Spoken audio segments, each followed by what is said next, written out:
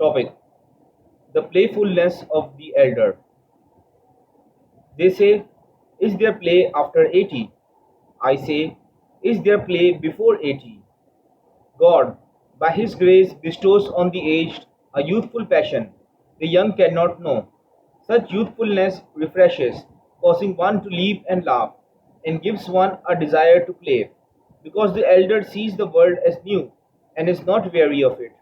He desires to play. He leaps and bounds and grows robust. Great is the glory of old age, if, when grey hair appears, one steed of playfulness leaps wildly. Topic: With every difficulty comes ease. Whoever likes to eat clay goes for the dregs, but the Sufi goes straight for the essence. He says to himself, the dregs must be essentially pure. By following this clue, the heart advances to purity. The dregs are difficulty and their essence is ease. The pure essence is like the ripened date, and the dregs are the date when it's raw and bitter. With every difficulty comes ease. Come, don't despair. Through death there is a way to life.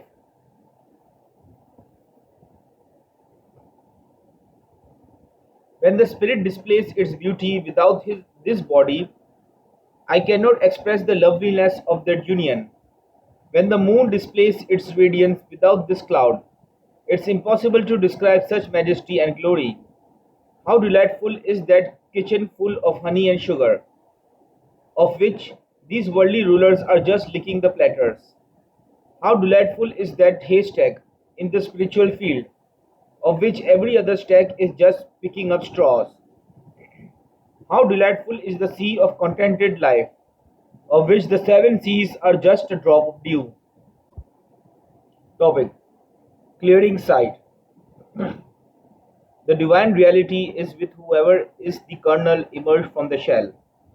The revelation says, it's no crime to be blind, but don't let that stop you. Purify yourself with patience. The medicine of patience will remove the cataracts from your eyes and clear your heart for knowledge. Topic: The loving kindness of God flies to the broken. I am the devoted slave of one who will not sell his existence except to that bountiful and generous sovereign, so that when he weeps, heaven begins to weep, and when he moans in supplication, the whole celestial sphere begins to cry, O Lord! I am the devoted slave of that high aspiring copper that humbles itself to nothing but the elixir. Lift up in prayer a broken hand. The loving kindness of God flies toward the broken. Topic: Planting apricots. If you plant only the kernel of an apricot pit, nothing will grow. But if you plant it together with its shell, it will grow. From this we realize that external form also has a purpose. Prayer is internal. There is no prayer without the presence of the heart. However, you must bring it into external form, with physical bowings and prostrations. Only then do you gain full benefit and reach your goal. Those who persevere in their prayers. This refers to the prayer of the spirit. The prayer of form is temporary. It is not continual. The spirit of this world is an endless ocean. The body is just the shore and dry limited land that is finite. So continual prayer belongs only to the spirit. The spirit also has a kind of bowing and prostration. However, bowing and prostrating must be manifested in external form, because there is a connection between substance and form. Unless they come together, there is no benefit. Topic: He alone is their wages. Since the divine has given the command, refrain yourselves, there must be some desire from which you need to turn your face. And so the command, eat, is for the sake of the trap of appetite. After that comes, do not exceed, that is self-control. Without the pain of self-restraint, no recompense arrives. How admirable is that self-restraint, and how joyful is that recompense, such recompense that charms the heart and increases the life of spirit. For God's lovers, He alone is all their joy and sorrow. He alone is their wages. They work for Him. If they look at anything but the beloved, it's not love, it's only idle passion. Topic: Drinking from the soul of the soul. Wonderful! Is there any beauty but from His reflection? This body moves only through spirit. With a faulty spirit, a body will never become sweet, even though you pour honey all over it. You already know this. If for one day you have been spiritually alive and have been granted a cup from the soul of the soul. Topic: The beautiful feathers. Don't, in a moment of desire, destroy the face of contentment, and don't mar humility's sweet face with pride. Don't distort the face of generosity with your greed, and don't, by leaning toward the ego, compromise the fair face of worship. Don't tear out the feathers that belong to paradise. Don't tear out those feathers that allow you to journey on the wave. Topic: Diving for pearls. Someone said, "We have come to know each and every condition of humankind. Not a bit of the condition and nature of the human being or his hot and cold humors has escaped us. Yet it has not been ascertained what part of him will abide forever. If that could be known merely by words, then such effort and exertion would not be necessary, and no one would have to go through such pain and effort to discover it. It is like someone who comes to the seashore and sees nothing but turbulent water, crocodiles, and fish. He says, 'Where are the pearls they speak of?' Perhaps there are no pearls. How can one obtain a pearl just by looking at the sea? Even if the measures out the sea cup by cup 100 times, he won't find a pearl.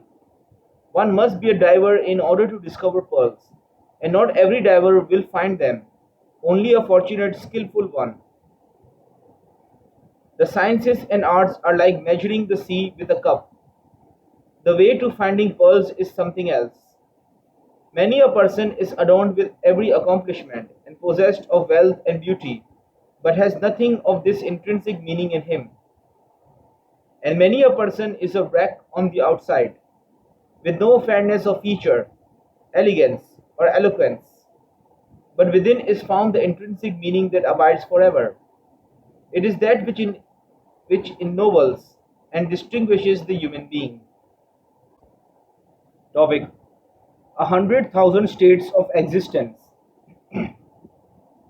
O you who make nitrous earth to become bread, and O you who make dead bread to be life, O you who make the distracted soul to be a guide, and O you who make the wayless wanderer to be a prophet.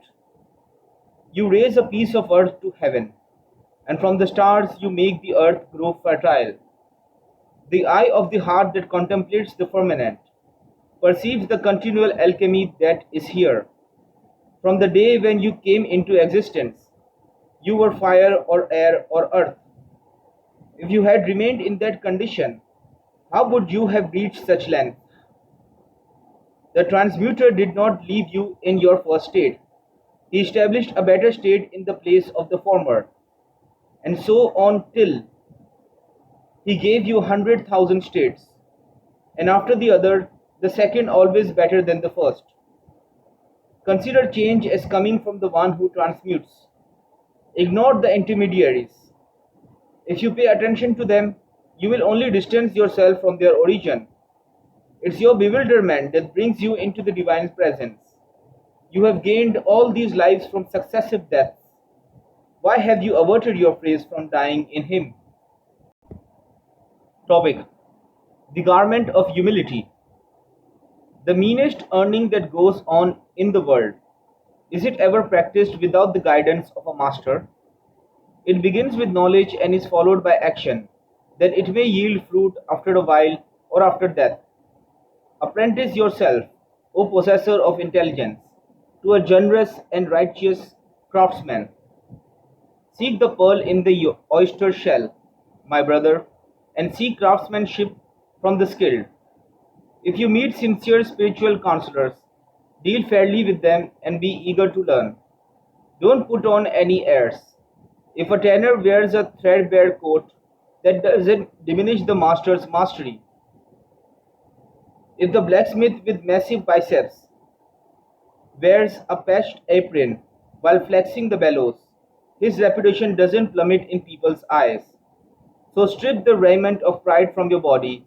In learning, put on the garment of humility.